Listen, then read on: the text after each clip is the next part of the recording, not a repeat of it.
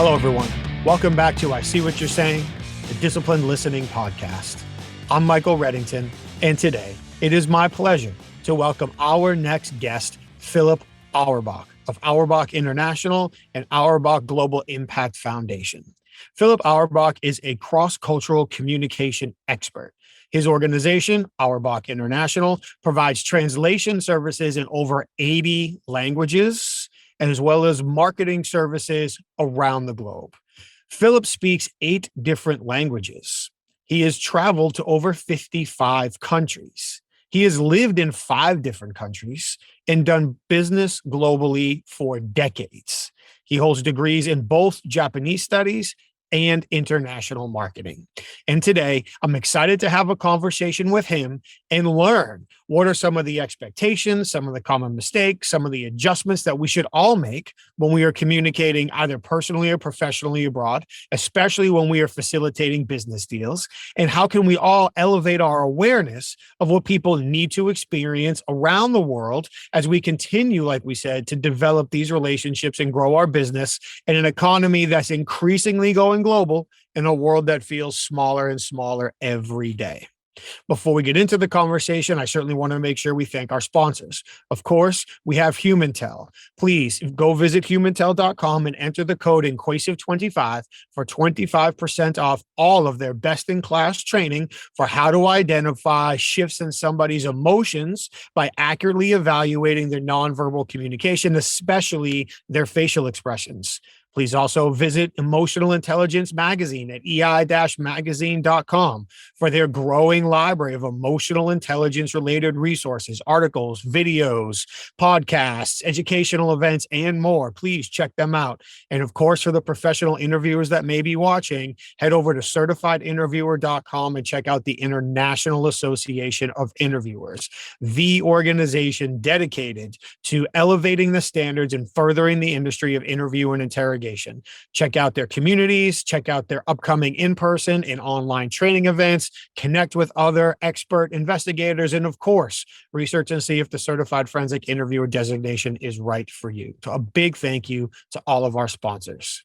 And now, without further ado, I introduce to you, Philip Auerbach. Good morning, Philip. Thank you so much for taking the time to join us today. I really appreciate it.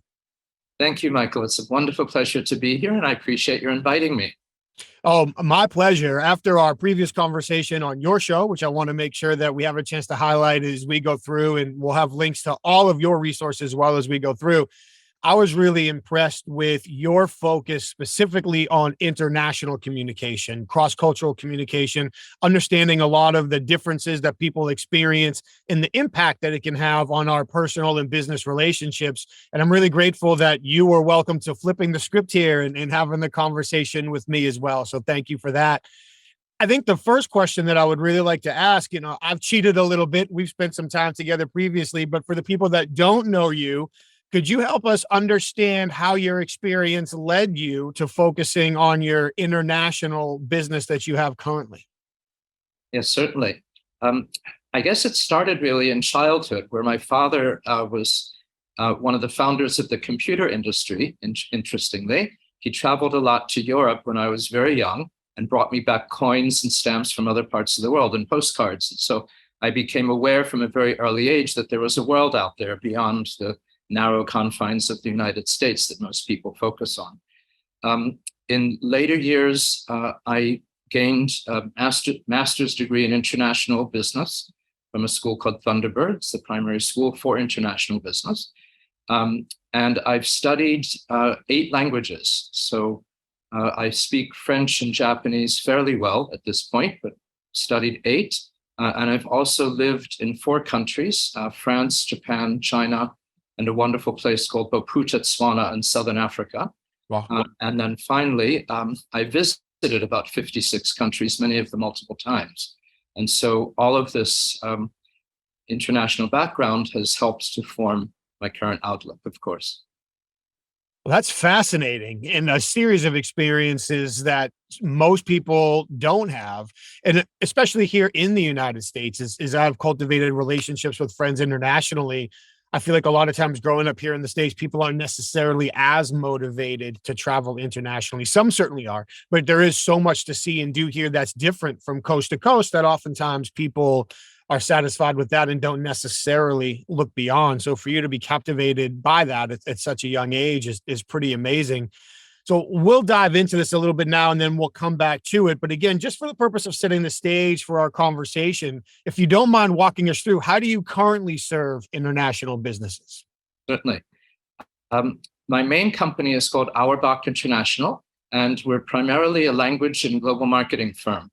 What that means is that we translate and interpret anything, any kind of business or technical document, document, podcast, websites, video, anything written or spoken, conference, meeting, phone call, into 120 languages, to or from English or any other combination for that matter. We also do global marketing consultancy, so we can identify countries that companies can expand into and the strategies to launch them there. And then finally, as you know, because you've been a guest, we have the podcast series Global Gurus, Stories of International Business. And that is for another resource for people to learn about different aspects of doing business with other peoples, cultures, and countries. Thank you very much. And again, that just adds layers to why I feel like this conversation is so important. I feel like I've been very fortunate. I've traveled and worked in not maybe a third of the countries that you have. I think I'm approaching 20, but certainly not where you are. And I feel like I've been very fortunate to have some of the experiences that I've had and to open a window and an understanding into some of these things. But it's very much a developing understanding on my part. And I feel like when I think about what I do or where I come from, interview and interrogation, which people go truth and deception, where they shouldn't, but they jump there right away. And immediately when I have conversations with people, I get trapped into so many of the myths that have propagated that space for so long. And I feel like there's a series of coaching that we have to go through to help people understand, okay, this is what we've always been told, but this is what it's really like. This is what the science says. This is how it really applies. So maybe from an international communication standpoint, we can start there. What do you feel like are some of the most important, real differences and considerations Americans or Westerners, if you will, need to really keep in mind as they develop these business or even personal relationships abroad? It's a wonderful question. I think the primary one first is that Americans, not all, of course, but many Americans proceed from a hidden bias of arrogance. And this appears very strongly in our country around the 4th of July, when you get politicians who say absurdities like, this is the greatest country, America is the greatest country in the world. And then people take that and assume that everyone should be like us or would want to be like us, and everyone wants to come here, all of which are total mythology. So the one thing to be aware of course, is the often hidden American bias of arrogance. And it can come across like, why don't you speak English? Or why doesn't everyone speak English that we're dealing with? So that's a very simple one. Another is just differences in understanding the meaning of certain words. And this gets involved in translation issues, but it's also that in aspects of communication, when we say certain words, we, of course, have our American assumptions about them, and those don't necessarily communicate in other cultures. So, for example, individualism, we think that's something to be prized and is wonderful. But in East Asia, actually in most of the world, not just in East Asia, the Middle East, South Asia, elsewhere, it's a negative trait because most cultures value collectivism or the emphasis on what benefits the group, not the individual. A simple word like retirement, we consider that like a withdrawal to a place of seclusion, a wonderful state to get to. In other languages, the word retirement translates as basically pensioning, and in Spanish it translates as the great word, the word for happiness. So again, we just have different perceptions of what those may mean. But also, I think in terms of communication, ways that we would proceed to assume certain communication modes. So, for example, Westerners, I'll say Westerners or Americans, but this applies to Europeans as well. Americans would emphasize the fact about something. When we talk about like yes or no questions, we would answer a question based on the fact, did it happen or didn't it happen, as opposed to the expectation of what would happen. And this gets involved with very simple questions like yes or no.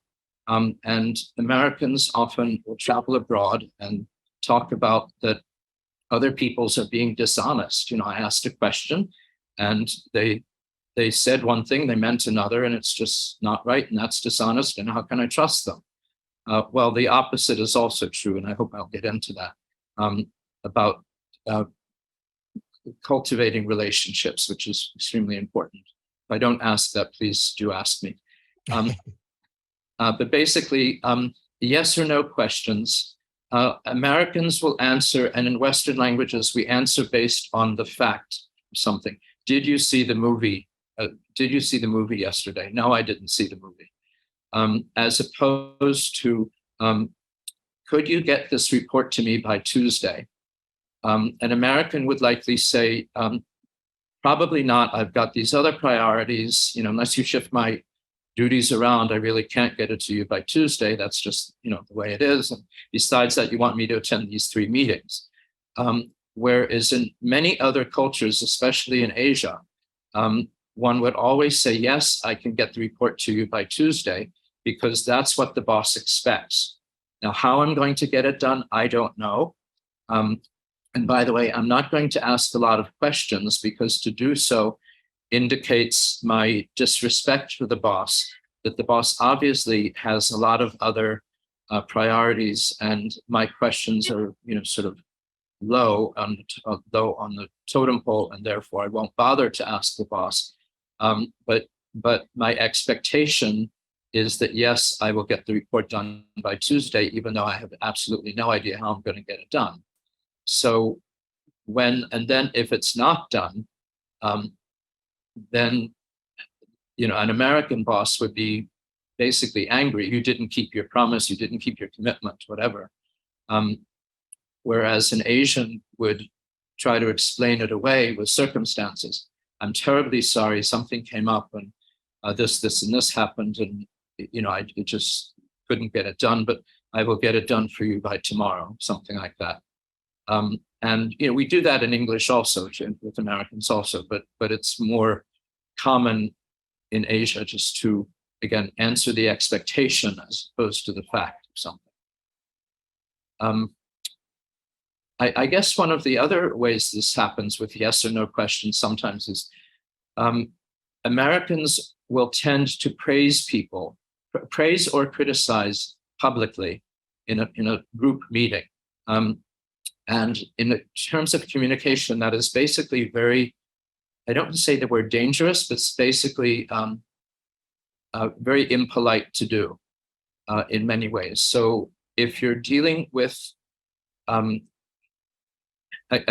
with communication issues, it's always best to praise someone. You can praise someone publicly, but if you have to give praise or criticism, it's often best to do it privately, like one-on-one. If you're going to praise someone publicly, gee, you did a fantastic job on that report, or gee, that really helped us to win this great contract. Very often an Asian would self-deprecate, saying, well, I really didn't contribute that much to it, or, it was really a group effort, or, I really wasn't that as capable as you're thinking, where an American would look at that as being, lack of self-confidence, and how can you lie like that? Because obviously you gave this great contribution. Where they would look at it as again, coming from modesty, coming from what's appropriate for the situation. And you answer questions often based on what's appropriate for the situation, not in terms of black and white, did this happen or didn't it happen? That's a great point. And as you've called out throughout the illustration that you made, while many of these things are thought to be or have been seen, was probably a better way to say it, typically more maybe in an East Asian culture versus a Western culture, there are individual exceptions as well, where we do see people in Western cultures being self-deprecating, sharing credits, answering to the expectations instead of the question. So in some areas of the world, it is more culturally embedded or expected, whereas here in the United States, where a little bit of the individualism is certainly, I was going to say encouraged, that's the right word for now, is more encouraged, we see less of it. I would love to get back to cultivating relationships. I'd love to get back to the concept of saving face, which is really where I think a lot of this ties back to, and something that often is not paid enough attention to in Western cultures, particularly in the United States. But I'd like to go all the way back to one of the first things you said about the arrogance of Americans. And I'd love to ask a couple of questions and get your ideas on this. So for me, I grew up in the Northeast. I grew up in the New England area. I lived in North Jersey. I was in and out of New York City. Now I live in the Southeast. So the pace of life is so different between the two. I grew up basically in the Boston area. My wife grew up in Alabama. We may as well have grown up in two different countries, it feels like from times. So the first question I have is about the perception of this arrogance, because it can change domestically here, depending on where somebody is from in the United States, and certainly abroad as well. So is some of that, do you think, tied back to the perception of the pace in life that we keep here in the United States? Obviously, it's going to be more pronounced in urban areas and in the Northeast. But even something for me, the last international trip I had prior to COVID was in Poland. And for me, especially when I travel by myself, I want to get my meal and I want to go back to what I was doing. This obviously isn't a social occasion. I'm here by myself. But yet here I am at this restaurant in Krakow alone. And it was probably a 90-minute dinner experience. And I'm sure the servers thought I was crazy for trying to get up and get out of there. So for me, I guess the first question I'll come back to is some of the perception of arrogance, you believe, related to the perception of the pace that we keep here in the United States often? Certainly, parts of the United States are slower than others. There's no question about that. And the concept of friendship, or if you've moved into a new neighborhood, and I asked this over the weekend to a woman who used to live, I think, in Texas and Georgia. For example, when I was a child, this was way back in the dark ages, but my mother would always bake a cake and take it over to a new neighbor's house when someone new moved onto the block. And that doesn't happen much anymore. So there are different ways of friendship and just cultural behavior. So I'm not so much talking about that. What I am speaking about is the American assumption that often we are the best, we know what we're doing, everyone else should become like us. So I'll give you an example from, as I mentioned, I've got a language translation agency. I'll give you an example of a brochure that someone asked us to translate. And the line in English was, "No one else anywhere does what we do as well as we do it. We offer the best technology, best equipment, and best geographical expanse backed by capable people with world-class expertise." Now, on the face of it, that is probably factual based on what this company does. But from a European point of view, even, one would never say that because, again, just the English sounds very arrogant. And so to translate it into other languages, we can translate it, but it just doesn't work, which is why if you rely on artificial intelligence, you get the words, but you won't get the acculturation, the softening. Another example, we are recognized as one of America's best companies, repeatedly named as one of the best quality brands one that sees potential in new markets and in individual people. Now that's less strong, but it's still, we're the best, you're not, therefore come to us. That approach normally doesn't work. And people go into international relationships often with this attitude that, look, this is what we do in the United States. Why don't you try it this way? And, maybe it will work, maybe it won't. But it's better if you have that point of view, it's best to say, this is what we do in the United States. Do you think it would work here in your country? Or how do you think we could tailor it, soften it, change it so that it would work, so that it might work here? Something like that. So again, it's a very different approach. Yeah, and I like that example, and kind of I like both of those examples. Two trains of thought there in kind of chronological order. From my experience, traveling domestically and internationally, I feel like often, and rightfully so, people are proud of where they're from. So here in the United States, Texas is the best. New York is the best. California is the best. Illinois is the best. I'm sorry for the other 46 states I don't have the time to mention. But people from those areas, more often than not, tend to believe that that area is the best because that's just where they're from. And as I've traveled internationally, I've spent a fair amount of time in Canada. And when I'm in Canada, thankfully, it's more so playful than others. But when I'm in these conversations, I'm hearing why Canada is the best. When I'm in the UK, the same thing. When I'm in Europe, the same thing, particularly Germany, a lot of the same thing. And for me, when I hear that, I don't necessarily hear that as arrogance. I think I'm the best and people need to want to be here or conform to be here. I hear that more as a pride in association of where people are from, because that is what they know. That is what they like. That's what they've been socialized with. And I would imagine that from a government perspective, to get back to the example you gave earlier, that most countries at one time or another are espousing, dare we say, propagandizing at some point, how great their country is and how people should aspire to be more like them and their people. So I don't necessarily see that to be a purely American trait, although when you consider the size and the impact, good or bad, and sometimes both, that we have on the world, I would imagine it gets associated more with the United States than other countries. Well, first of all, there's nothing wrong with pride in where you come from or pride of nationality, but that's different.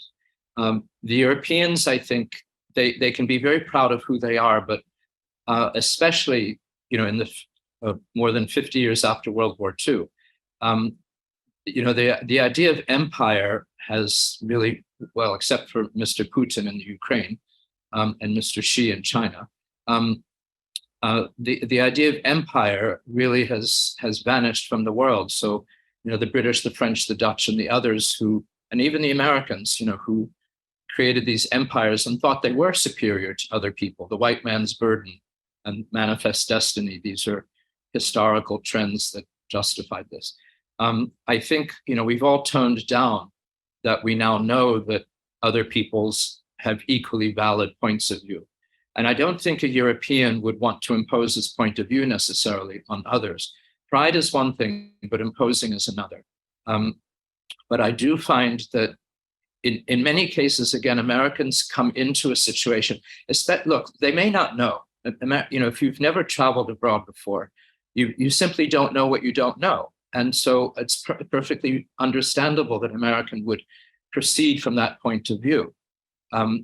But when you are abroad and you encounter this, you quickly learn that, other points of view are equally valid, and therefore to tone it down.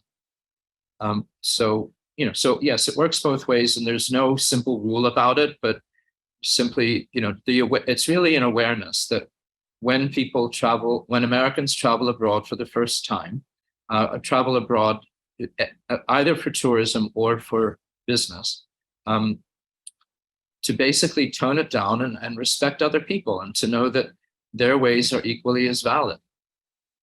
And again, we often don't like to face that in just personal relationships, but that's it's a wonderful attitude to have. And I think the explanation there is really spot on. Often we don't know what we don't know. And one of the blessings and curses equally of operating here in the States is often there is enough business here to sustain us. There are enough things tourist wise to do to sustain us. So if we look at Europe, I certainly would have to fake any number I put on this. I don't know it, but I would imagine a substantial percentage of companies in Europe do business across borders in Europe. I would imagine a high number of people who travel and experience tourist events do that across borders in Europe because of the proximity and public transportation and all the things that are there in order to make that work. We're here in the United States. Again, it's a lot of it can be done domestically. So I do think it's very fair to say that a lot of times we don't know what we don't know. It's easy under stress. We often go to what we know so we can expect the same thing from others. And I love the point you made about raising our awareness prior to some of these engagements. How do we need to potentially alter how we behave, how we act, where we sit, how we eat, the words that we use, how we position ourselves? And two funny examples from my career, teaching in Abu Dhabi and getting stuck in a handshake that had to have lasted north of 5 minutes. The most uncomfortable handshake I've ever had in my life, with a guy who was being extremely nice and extremely thoughtful. He just shook my hand throughout the entire conversation. Then taking my wife to the Mediterranean and having my colleague over there who was Greek give her a big hug and a kiss when he met her, and have that be a shock to her system because, again, being from the South here in the United States, our rules of distance and spacing are different. So if we're going to talk about building that awareness, what are some of the most important things Westerners can be aware of as they begin to travel to other places in the world, things that we should educate ourselves on so we can be more effective in our communication and relationship building? Great question. You mentioned Abu Dhabi, so let me start with that one. I know in other episodes of your podcast, you've talked about the concept of saving face. And this is very critical, where in English and in Western languages, there's no problem saying no. When we learn a language, well, if we learn a European language, we learn the word yes and no very quickly in the first 2 weeks or something. In other cultures, especially in East Asia and in the Middle East, one strives very hard not to say no. Saying no makes your counterpart, the person you're speaking to, lose face. And what that basically means is, and whether you see it this way doesn't matter, but from the person's point of view, it's destroying is the wrong word. It's offending the person's dignity, self-respect, status, and hierarchy. So as an aside, one of the issues that Americans need to be aware of, and I'll come back to my story, is hierarchy. We assume that the United States was created as a country to get rid of titles, to get rid of inherited aristocracy, inherited privileges. You are what you make your life to be, not what your inherited entitlement might be. And so we go into relationships assuming that everyone is equal. And we do this in a way which I find personally very offensive, that Americans assume they will call me, for example, and they'll start on a call or on an email. Hello, Philip. My name is this and this and this, and this is what I'd like you to sell you. Have we met before? Why are you calling me by my first name? Now, I know this is an American approach and I'm now used to it. But if you're going to other countries, you do not start with the person's first name unless you're introduced and given permission. So in other languages, it's always Mr., Ms., Mr. or Mrs. or Miss. By the way, there is no word for Ms. in other languages. So ladies, if you're listening to this, after a certain age, if you're not married, you automatically become Madame, Frau, Senora, something. But even, it doesn't matter. When you're younger, you're Mademoiselle, Fräulein, Senorita, but after that, you're automatically changed over. So you address a person by his title, his or her title, doctor, professor, monsieur, madame, whatever the case may be. During the conversation, if the person gives you permission, then you address the person by the first name. But you do not start that way, because that's an American approach of equality, which does not work. There's tremendous hierarchy in other parts of the world, which Europeans and others respect very highly. We don't like hierarchy. We don't like being told what to do and how to do it and all of that. We call our bosses by their first names, where you do not do that necessarily in other cultures. And so again, there's a hierarchy that's built in. You respect that. When you're visiting other countries, even though we may not do it, you dress up. You wear a suit, or men would wear a suit. Ladies would wear, dresses or business suit. It may be hot and steaming. It doesn't matter. You do it anyway, because this is part of the formality of other cultures and part of the hierarchy that you simply respect. The story I wanted to tell you again is part of saving face. Saving face is you try not to say no. You try not to say something that might be considered impolite or stripping a person of his dignity somehow. So just before COVID, I was in Dubai, and I was introduced to, I think, a sheikh who was basically head of the Abu Dhabi Chamber of Commerce. And we did lots of pleasantries. And I want to get back to about when you first meet someone, what you do and how you do it. But basically, after about a half-hour pleasantries, we plunged into business. And he asked me, and he knew I was in the language business. He said, "I'm organizing a conference in Sudan in February." This was in December of 2019. December of 2018. I'm organizing the conference in February, and I'd like to give you the contract to provide interpreters from people coming all over the world to this conference. Well, of course, ka-ching, ka-ching, ka-ching. This is, I'd like to give you the contract. He didn't ask the price. He didn't ask for a quote. Fantastic. This is outstanding. Of course, I'd love the contract. And then I had to say no. And I had to say no because, and I said this very truthfully, and I said, thank you so much. This is a tremendous honor that you've given me. We would love to do this project. We can easily do this project for you. However, I'm quite sure you are aware, notice quite sure, not I am sure, that would be very American, very certain. I'm quite sure you are aware that the United States has sanctions on Sudan, and that American companies are not necessarily able to work there or do business there. And therefore, and we have federal government contracts, and I'm terribly sorry, but we would jeopardize our own contracts if we would fulfill your request.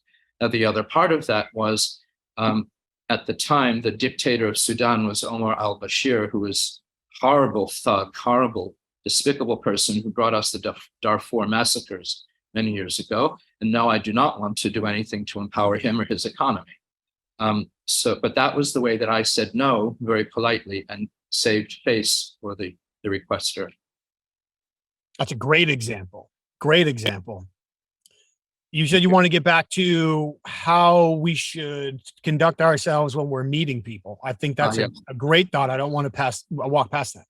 Okay, so when an American meets someone for the first time in a networking group here, for example, "Hi, my name is so-and-so. This is my company. Here's my business card," or, "Here's let's exchange mobile business cards, however we do it. What do you do?" That's it. So what's your name? What do you do? Who you are, your business is your identity. In other cultures, you basically don't do that. This is, so an American often will go abroad for the first time for a business meeting again. People pass around business cards or identities, whatever they do. The American puts immediately into his pocket, doesn't really look at it, puts it in his pocket, gives the card, and that's it. And then you plunge into business. "Thank you so much for inviting me. Yes, I had a great flight. Now, I know you asked about our product and service, and this is what we can do, and this is how it would benefit your company. And I've done a lot of research about your firm, and this is how, again, this is, we know how it can help you. Absolutely not. First of all, if you're given a business card, you look at it because the business card will say the person's title. And the person's title, again, is by hierarchy.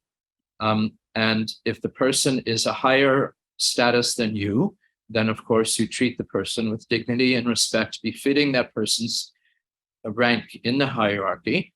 And you defer as needed. You let the person talk and you let the person ask questions and so forth. If you're in Asia, especially, the title is very, very important because hierarchy is far more valued than here.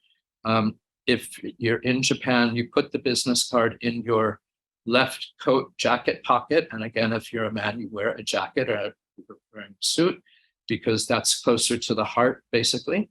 And you don't put it in your suit pocket, which is considered very impolite, or your jacket pocket below, which is impolite. So you put it above near your lapel.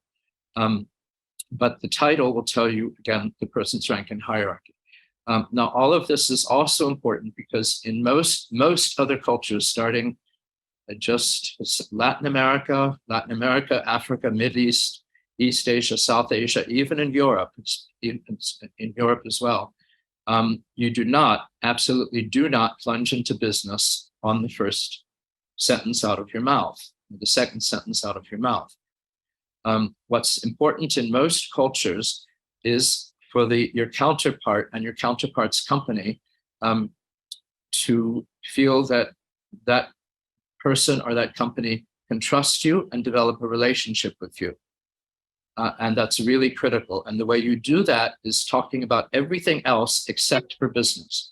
And you talk about issues that we might not raise here, we might not talk about here. Tell me about your family in Brazil, for example. Tell me about your family. Do you have a husband or a wife? How many children do you have? What ages are they? What do they do? Where do they go to school? Where are they working? All of that. Questions that might be considered impolite or certainly illegal in this country. Tell me, what sports do you like? What music do you like? What kind of books do you read? What kind of movies do you see? Where do you like to go? What do you like to do for fun? What do you like to do for hobbies? So tell me about your life in general, art, music, sports. Tell me everything else except for business. And this is very important because it's from these other aspects of life that one cultivates trust and relationships. And that, again, is very important. Now, this, again, gets into, again, sort of not so much the arrogance, but the yes or the no. Could we do, I'm sorry. The relationships are important because, for example, if you have a contract with this company and for whatever reason your supply chain doesn't work and you are unable to ship the product in time and get it to your client in time overseas, an American approach, not always, but an American approach would be, I will sue you because you've now damaged our operations. And it's not always that way, but I can be angry at you because you've damaged our operations. Whereas other peoples would say, of course, I'm not going to sue you. That would never occur to me to sue you because we've developed this trust and rapport and strong relationship. And I know you're trying the best you can. I know these circumstances are beyond your control and you will fulfill the order as soon as you're able to fulfill it. And that's what maintains the relationship, that strength, that it doesn't matter so much what the contract says. It's the letter, the yes or no, was I able to fulfill it, but rather, again, the circumstances and the spirit behind the contract is much more important. And that is based on the relationship that you've cultivated. And what I'm hearing there, with cultural specificities, of course, intact, really is a more productive way to communicate globally, including here in the United States. Now, sometimes we run into situations where people say, I only have 3 minutes, or you've only got 5 minutes, and we need to get right to the point. I understand that we're going to run into those audiences from time to time. But generally speaking, taking the time to acknowledge somebody for who they perceive themselves as, not communicating based on our default expectations, but creating the communication experiences that they require in order to commit to generating the outcomes that we need. Whether that's slowing the pace, whether that's looking at the business card, whether that's asking them about their family. And some of that, again, is true here domestically. I grew up in the Northeast, get to the point or get out. Now I live in the Southeast, and if I have a 60-minute discovery meeting scheduled with somebody, I'm probably not going to get to business for the first 25 to 35 minutes. Now, that's not structurally the same as some of these other cultures that you're discussing, but often the conversation unfolds the same way. So for me, I feel like some of that comes down to generating the confidence in ourselves to be able to learn, adapt to what other people need, what other people expect, to create those experiences for them, help them save face, treat them the way they feel like they need to be perceived throughout these conversations. Yes, it's very true. So again, it's not just black and white. It does happen in this country as well, but Americans are in a very fast-paced society. We invented, instant most everything, instant toast, instant breakfast, instant meals, McDonald's, all of that. So we expect everything to go very quickly. And in some parts of the country, as in the South, things are slower, absolutely. But in many cases, we're still in a very rapid society where we expect fast results. We're also in what is called sociologically an informal society, and I touched on this a little bit. And informal societies, when I'm in San Diego, you're in Maine, I can pick up the phone and call you or email you and talk to you about my product or my service, and you can do business with me without even having met, even potentially without even having a conversation. That is far less likely in other parts of the world where, again, the relationships are very important, where they want to get to know you and know your service and have a conversation with you either by phone or by meeting or by Zoom or however. So those societies are more formal. The other way that this shows or manifests is through meals. The American business meal is fairly quick, an hour, maybe an hour and a half or something. We do not drink, maybe in the South, but for the most part, you don't drink alcohol at the meal. It's at lunch. Maybe dinner is different, but at lunch you don't. And they're fairly quick, and a few pleasantries, and then you get to the point, and it's a working lunch. Where again, meals in most parts of the world are the mechanism by which people can get to know you. Not the only way, they can do it through the personal meeting, but certainly is the main way or a main way that people can get to know you. And so it's about having proper manners. And if you don't know proper etiquette, there are personally, I could teach you, but also there are etiquette courses or etiquette trainers who can teach you how to hold a knife and fork and how to eat in a European way and so forth. And which glasses where for, when you've got 3 glasses in front of you. And the silverware that is above the plate, what that's all about. But mostly, so part of it is etiquette and manners, and part of it is really, again, talking about all of these other subjects except for business, so people can get to know you. And sometimes you may have 2 or 3 meals with different members of your counterpart's company before there's any talk of business. And again, it's a way for them to get to know you so they can trust you, so that whatever contract they derive, the spirit of the contract will override the letter of the contract. And that's a great point. Really quick before I forget, if people aren't interested in taking etiquette classes or doing their research before they travel someplace, at least don't be the first one to pick up your fork. At least be smart enough to look at everybody else at the table, see what they're doing, and then mimic that. I've found myself doing that too many times, but at least don't rush to eat. I don't care how hungry you are. I'm a walking, talking Snickers commercial. If I don't eat, I can get angry.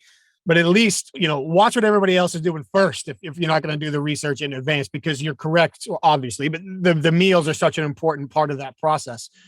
But you also touched it at the end. Now I made the meals joke. I'm forgetting where we were going to go after that. But at the end of that, you made a point as well that I'm totally spacing right now. When I'm not going to edit this out either. People can laugh at me for spacing this out. But when you are, it's the relationship piece. That's where I wanted to go with this. The spirit of the contract versus the letter of the contract. So many times that can become so important here in, obviously abroad, but here in the States as well. And if we don't take the time to get to know people, if we don't take the time to build the relationships, if we don't take the time to create the communication experiences that they need, then if and when we need to rely on the spirit of the contract, we can't do it because we haven't developed that relationship. And I do feel like all too often people do fall back to, this is what we agreed on, do it or else, when there are so many better alternatives out there if the relationship is created along the way. Yes, that's very true. So again, it's not just black and white. It's not just abroad in the United States, but certainly because of COVID, we've learned that sudden emergencies or sudden issues can impose themselves anytime. So I think we're now more conditioned to that, which is wonderfully beneficial. And people are much more Americans are much more open to developing relationships, including through Zoom or through Teams, whatever the case may be. And perhaps a little more relationship oriented than we were before. But it's still, again, we're a very informal business society. The only cultures that are more informal than we are Australia, New Zealand, and Israel. So we're all the way over to a huge end of the spectrum. And the most formal cultures in the world on a continuum are Japan and Korea. The Europeans are somewhat in the middle.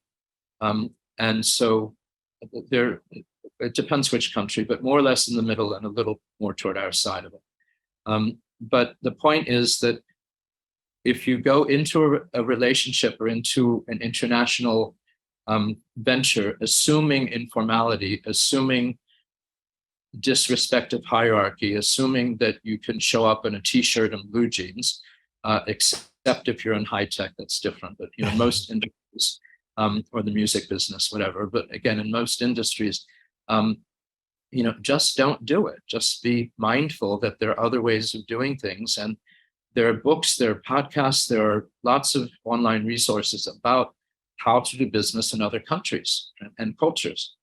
And by the way, that's important as well, that just because two countries speak the same language does not mean that they have the same outlook. So the US and the UK are very good examples. We do speak a common language, but words have different meanings, and this gets involved with translation. So, for example, if a Briton says, if an American says, let's table it, let's table the discussion for later, let's table the discussion, that means postpone it for later. If a Briton says, let's table it, that means to decide now. So again, these are just different understandings of language. Even in Canada, I'll ask you, Michael, do you know what a hydro bill is? I do not. So a hydro bill, it sounds like water, right? Because they've got an abundance of water. A hydro bill is your electric bill. And I presume because electricity has been traditionally generated by hydro. But a hydro bill in this country is different. So just because you speak the same language, just know that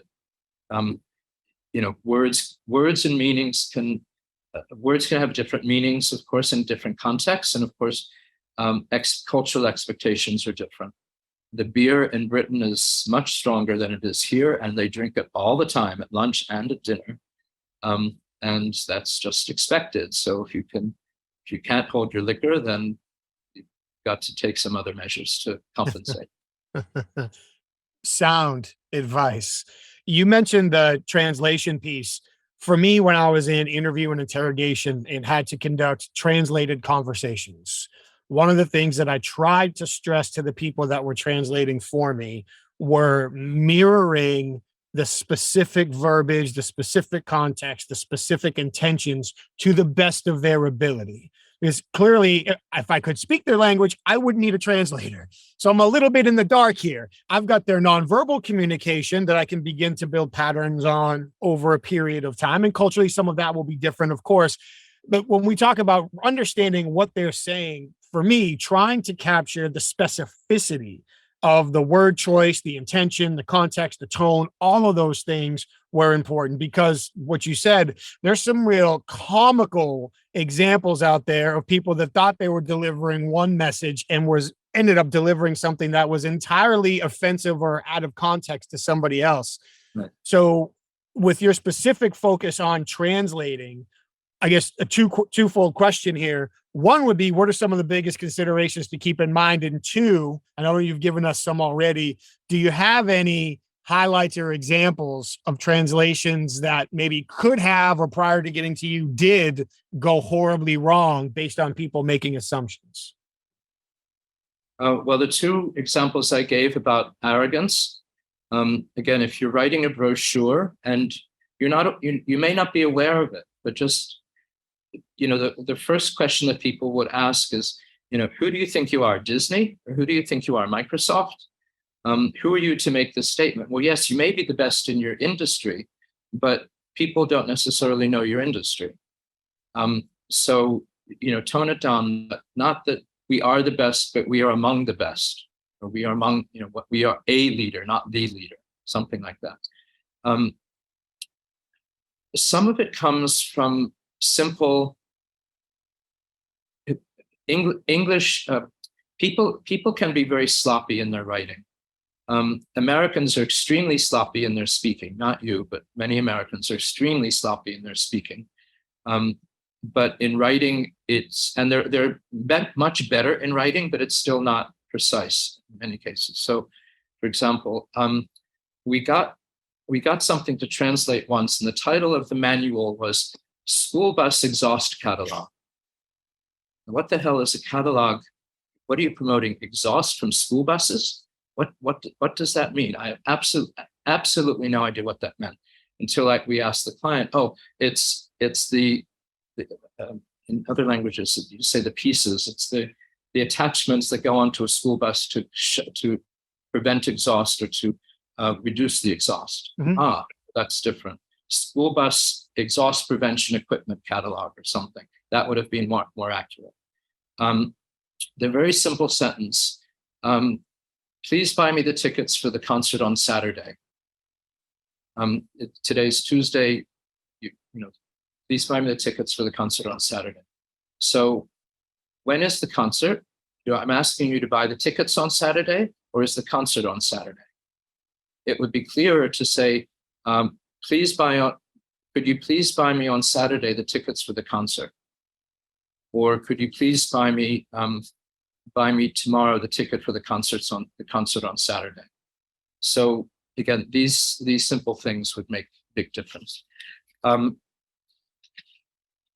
What's often missing is the assumption about artificial intelligence. That artificial intelligence, people are assuming increasingly that that does, that's all you need right now for translating, and I don't have to bother with anything else. Well, that's a huge mistake. Artificial intelligence does work. It works very well. It does not work well in many languages. It does not work well in all languages. It especially does not work well with expressions, with what I would call acculturation. And I'll give you a simple example. I tried this yesterday on Google Translate. If I say the simple sentence, I'm on the fence about coming to your party.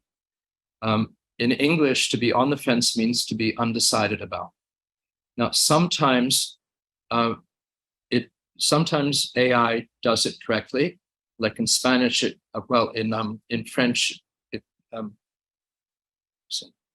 in French it became I'm about to come to your party. That's very different. Now, sometimes I've seen it in French, I am undecided about to come to your party. That's accurate. But yesterday it became, I am about to come to your party. That's not what it means. It did correctly say in Spanish, I'm undecided, But in German, it became, I'm not sure if I should come to your party. Close, but no cigar. That's not exactly right. So simple expressions like, don't depend solely on AI, especially if you've got something that is client facing, like brochures or videos or websites, for example, that, if you want it done accurately, the best way to do it is to rely on a professional language agency such as ours, because we use what's called machine translation software to do the first pass, if it can be done. Not all of it can be done, not all formats, not all languages, and then absolutely a human professional master's level translator who speaks that terminology, who speaks the vocabulary and the terminology, and has 10 years experience to then do a second and third pass to make sure that it's done accurately. I'll give you another wonderful example. This was told to me by a Danish friend. He knew that I knew what he was saying, so he deliberately said this. And he said it. He said, I was in London last week and I had dinner with the chairman of IKEA, and after dinner we went out and we had a fag. We went out to get a fag. Now, in American English, that's shocking. Like, what the hell are you talking about? And it's derogatory. How dare you say that? But in British English, a fag is a cigarette. So he knew that I knew that's what it was, and so it wasn't so offensive. But again, these are just words that you can easily misuse, and the meaning totally changes. Something as simple as the trunk of a car is the boot, or the hood of a car is a bonnet. Like, there's so many different words that mean the same thing. And that's just going, like you said, from the UK to here in the United States. Having the firsthand knowledge of the translation is important. And I would imagine today, well, let me go back. I am fully with you on the concerns for AI in translation and beyond, because what you're getting out is only as good as the garbage that's been fed in. That, where is that coming from? How dated is that? How contextually aware is that? What does the machine learn before it can turn around and give us something back? And then for what you're doing, is the machine giving you back like the average of what it thinks out of all of these things? Or does it have the specific necessary knowledge? So I'm sure AI has its areas where it's more productive than others, but this certainly seems to me one off the top that would be dangerous. And honestly, I feel like that ties into some of the things that we've said before, that I'm not necessarily sure it's always arrogance. I think sometimes it's a lack of awareness or a level of assumption, and those can be two different things. Here in the United States, marketing companies often are taught to say that we are the best, we are the leader, this is what we do. So because that's how we're taught to speak here in very competitive landscapes, to just assume that that's how the marketing would need to translate, I don't know if that's necessarily arrogant. That's an assumption and a lack of awareness, lack of preparation on how maybe we should translate or go to business somewhere else. I think you gave me an example in the previous conversation about the Ford Pinto. I don't think that was necessarily Ford being arrogant. That was probably somebody over there just checking a box without doing the research, and they found out it was too late. It was probably laziness on their part more than anything else. And for people that it might just be thinking, wait a minute, Mike, what do you mean the Ford Pinto? First, if you don't remember the Ford Pinto, you should probably look it up. A wonderful little car that loved to explode when you rear-ended it. So there's a series of issues there to begin with. But when the Pinto was sent to Brazil, I believe it was, there was a translation issue there with the name. Well, they used the word Pinto, which again worked perfectly fine in the US, but in Brazilian slang, it means penis. Not the best name for a car. Probably not. A horse here in the United States and other countries, I'm sure as well. But in Brazil, yeah, we probably want to pass that one over and do a little bit of research ahead of time. I love the call out, especially on the specificity of translation for me, and then having a good translator. So very fortunate for me in an interrogation, what feels like a lifetime ago now, multiple lifetimes ago. It was in Spanish, a common language that I unfortunately speak very little of. I needed a translator. Thankfully, my assistant human resources manager was available. So now I had somebody who could protect me a little bit from a company level, who spoke the language. So it was a wise decision. But it turned out to be a wiser decision, because the woman who confessed to theft and was all documented, it was done, it absolutely happened, went home and had to come up to give her husband a reason why she no longer had a job. So she told her husband that I had threatened to have her deported and all of these other things, which number one, I didn't do. But number two, literally every word I said was filtered through this translator. So I had a trusted, accurate translator who I believed was giving me everything accurately in one direction and then reporting it accurately the other. So when local law enforcement came to find out if I had really said these things, I was able to just point them towards my translator, who laughed and said, actually, no, I translated the entire conversation. Here's everything that was said going in both directions. So having that trustworthy resource who can do so accurately and then speak to what and how and why they did is it's really a representation of ourselves and our organization is so important. So for the people that might be interested in learning more about you, your podcast, your services, your expertise, and so forth, where can they go to learn more? Well, our website is auerbach-intl.com, auerbach-intl.com. My email is philip@philip. And we've got two phone numbers, one for the West Coast, one for the East Coast. The West Coast number is 415-592-0042. And the East Coast number is 267-865-6890. Congratulations on rattling off two phone numbers that fast. I just hit a button and it calls whoever I need to call. So knowing two phone numbers that fast was impressive. We'll be sure to share all the links, all the numbers, all the way that people can access you in the show notes to make sure they can follow up with you as well. And Global Gurus, the podcast, that's on our website. So you'd have to go to auerbachinternational.com and then it's on media and then podcasts. We're simply auerbachinternational.com/podcasts. And we'll show you that direct link so people can find it immediately without having to hunt around. Philip, I'm really happy that you had the time to share today. Thank you very much. It is great to see you again. And I really appreciate all the ideas that you shared with us. My pleasure. Thank you so much for inviting me. You're very welcome. Take care. We'll see you soon.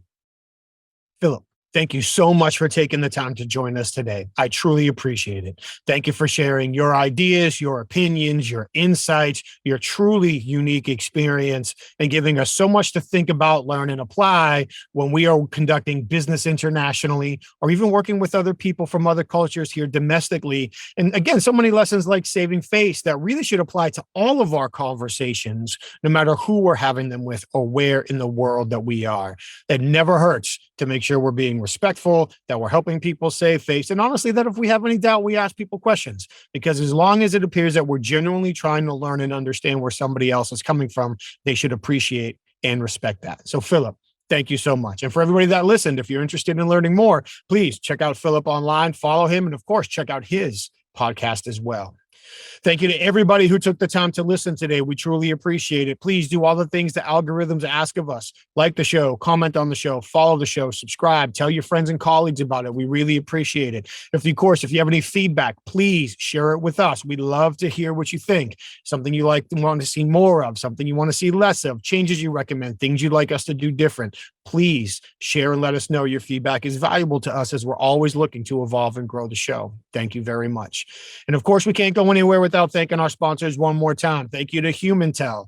Please, when you have the time, go to humantel.com. And after you've read the blogs and watched the videos and checked out the articles and peruse what they have, enter the code INQUASIVE25 when you're ready to purchase the industry-leading, top-of-class, self-paced online training to understand what people are likely thinking and feeling by accurately evaluating changes in their facial expressions and nonverbal communication within the context of the situation.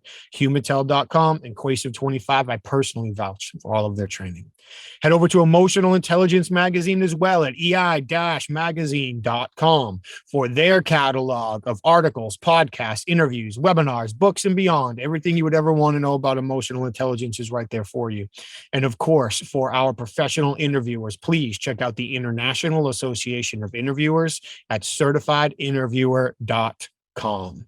That's where you can find all their latest events, news, legal updates, interviewer resources, networking opportunities, explore if joining the organization is right for you, and of course, learn more about the Certified Forensic Interviewer designation, what it takes to qualify, and if it's right for you at this juncture in your career. Thank you all again for taking the time to listen to us today. We do truly appreciate it. Stay safe, take care of each other, and we'll see you next time. Thank you.